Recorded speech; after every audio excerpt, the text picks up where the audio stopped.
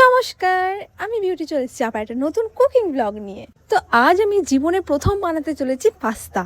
প্রথমেই আমি পাস্তাটাকে সিদ্ধ করে রেখেছিলাম আর এরপর কড়াইয়ে তেল দিয়ে আমি একটা শুকনো লঙ্কা দিয়ে দেবো কালারের জন্য। আমি পাস্তা বানানো ফোন থেকে দেখিনি, কারণ ফোনে তো অনেক কিছু দেখাচ্ছে, বাট আমি অত রিচ করে বানাতে চাই না, একদম সিম্পল ভাবে বানাতে চাই যেমনটা আমার দিদি বানায়। আমি আমার দিদির বানানো পাস্তা খেতে ভীষণ ভালোবাসি, তাই সেটা খেয়ে যেটা মনে হয়েছে দেওয়া উচিত সেটা আমি দিয়েছি। দেখা যাক আমি দিদির মতন পাস্তা বানাতে পারি কিনা। প্রথমেই পেঁয়াজটা আমি তেলের মধ্যে ভাজতে দিয়েছিলাম, তারপর এগুলো হলুদ গুঁড়ো, জিরে গুঁড়ো, তারপর লঙ্কা গুঁড়ো, কাশ্মীরি লঙ্কা গুঁড়ো দিয়েছি, আর এরপর পাস্তাগুলোকে দিয়ে নাড়াচাড়া করে নেব। কিছুক্ষণ এটাকে ভালোভাবে ফ্রাই করতে হবে, আর তারপর দিয়ে দিতে হবে টমেটো কেচাপ। সেটাকে দিয়ে কিছুক্ষণ নাড়াচাড়া করার পর রেডি হয়ে যাবে পাস্তা।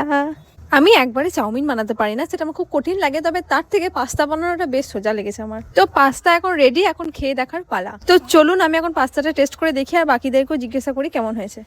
ভালো রে, খুব সুন্দর হয়েছে, এত কম খেতে খুব ভালো হয়েছে। ভালো হয়েছে তো।